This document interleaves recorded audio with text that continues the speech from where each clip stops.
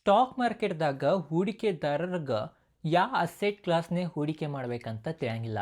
ಭಾಳ ಜನರ ಮಾರ್ಕೆಟ್ನಾಗ ಹೂಡಿಕೆ ಮಾಡ್ಬೇಕಂತ ತಿಳಿಸ್ತಾರ, ಭಾಳ ಜನರ ಗೋಲ್ಡ್ನಾಗ ಹೂಡಿಕೆ ಮಾಡ್ರೆ ಸೇಫ್ ಇರ್ತೈತೆ ಅಂತ ಅಂತಾರ, ಮತ್ತು ಭಾಳ ಜನರ ಇಂಡಿಯನ್ ಸ್ಟಾಕ್ ಮಾರ್ಕೆಟ್ದಾಗನ ಹೂಡಿಕೆ ಮಾಡ್ರಿ ಅಂತ ಅಂತಾರ. ಬಟ್ ಇವತ್ತಿನ ಈ ವಿಡಿಯೋನಾಗ ನಾ ಮೂರರದು ಕಾಂಬಿನೇಷನ್ ಮಾಡಿ ಒಂದು ಪೋರ್ಟ್ಫೋಲಿಯೋದ ರಿಟರ್ನ್ ಎಷ್ಟು ಬಂದೈತಿ ಅಥವಾ ಬಿದ್ದರೆ ಎಷ್ಟು ಬಿದ್ದೈತೆ ಅಂತ ತೊಗೊಂಬಂದೇನಿ. ಅದ ಉದಾಹರಣೆ ಬಗ್ಗೆನ ಡೀಟೇಲಾಗಿ ಸರಳವಾಗಿ ತಿಳ್ಕೊಳ್ಳೋಣ. ಮೇನ್ ಒಂದು ಡಿಸ್ಕ್ಲೇಮರ್ ಕೊಡ್ತೇನೆ, ಇದು ಯಾವುದು ಬೈ ಸೆಲ್ ರೆಕಮೆಂಡೇಷನ್ ಇಲ್ಲ, ಮತ್ತು ನಾ ಸೆಬಿ ರಿಜಿಸ್ಟರ್ಡ್ ರಿಸರ್ಚ್ ಅನಲಿಸ್ಟೂ ಇಲ್ಲ, ಫೈನಾನ್ಷಿಯಲ್ ಅಡ್ವೈಸರೂ ಇಲ್ಲ. ಅದಕ್ಕೆ ಕಾರಣ ಇದು ಬರೀ ಎಜುಕೇಷನ್ ಪರ್ಪಸ್ ಸಂಬಂಧ ಐತಿ, ಮತ್ತು ಇತಿಹಾಸದ ರಿಟರ್ನನ್ನು ನೋಡಿ ಮುಂದೂ ಅದೇ ಥರ ಬರ್ತೈತೆ ಅಂತ ಗ್ಯಾರಂಟಿನೂ ಇರೋಂಗಿಲ್ಲ. ಇದು ನಿಮಗೆ ಗುರ್ತಿರ್ಬೇಕಾ.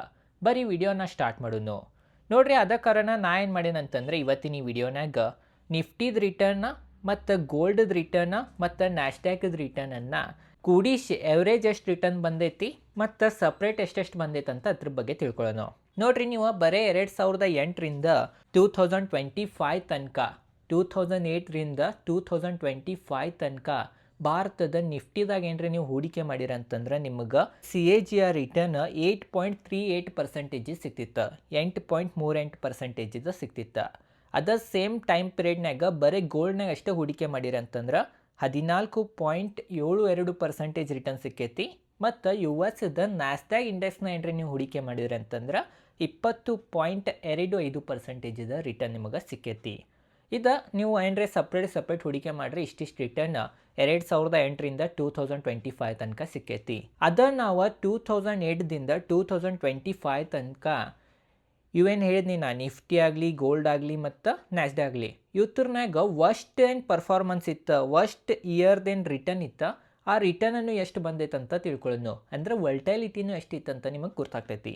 ನೋಡ್ರಿ, ನಿಫ್ಟಿದ ವರ್ಸ್ಟ್ ಇಯರ್ದು ನಾವು ರಿಟರ್ನ್ ನೋಡ್ರೆ -51.79% ಇದಿತ್ತು. ಗೋಲ್ಡ್ದ 18.63% ವರ್ಸ್ಟ್ ರಿಟರ್ನ್ ಇತ್ತು, 18.63% ವರ್ಸ್ಟ್ ರಿಟರ್ನ್ ಇತ್ತು. ಮತ್ತು ನ್ಯಾಸ್ಡ್ಯಾಕ್ದ 28.57% ವರ್ಸ್ಟ್ ರಿಟರ್ನ್ ಇತ್ತು. ಮ್ಯಾಕ್ಸಿಮಮ್ ರಿಟರ್ನ್ ನೋಡ್ರೆ 75.76% ನಿಫ್ಟಿನಾಗ ಸಿಕ್ಕೈತಿ. ಮತ್ತು ಗೋಲ್ಡ್ನಾಗ ಮ್ಯಾಕ್ಸಿಮಮ್ ರಿಟರ್ನ್ ನೋಡ್ರೆ 72.82% ಸಿಕ್ಕೈತಿ. ನ್ಯಾಸ್ಡ್ಯಾಕ್ನಾಗ 54.66% ಸಿಕ್ಕೈತಿ.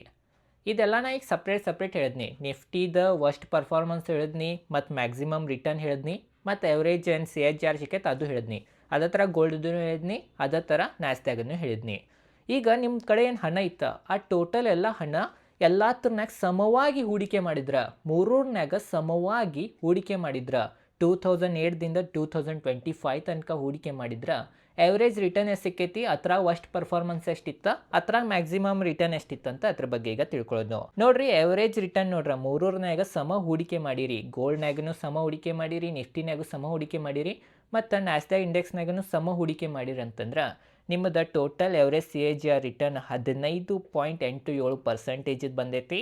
ಮತ್ತು ವರ್ಸ್ಟ್ ಪರ್ಫಾರ್ಮ್ ಮಾಡಿದ ಮಾರ್ಕೆಟ್ ಅದ್ರದ್ದು ರಿಟರ್ನ್ ನೋಡ್ರೆ ವರ್ಸ್ಟ್ ಇಯರ್ಲಿ ರಿಟರ್ನ್ ನಾವು ನೋಡ್ರೆ -16.43% ಸಿಕ್ಕೈತಿ. ಮತ್ತು ಮ್ಯಾಕ್ಸಿಮಮ್ ರಿಟರ್ನ್ 47.36% ಸಿಕ್ಕೈತಿ.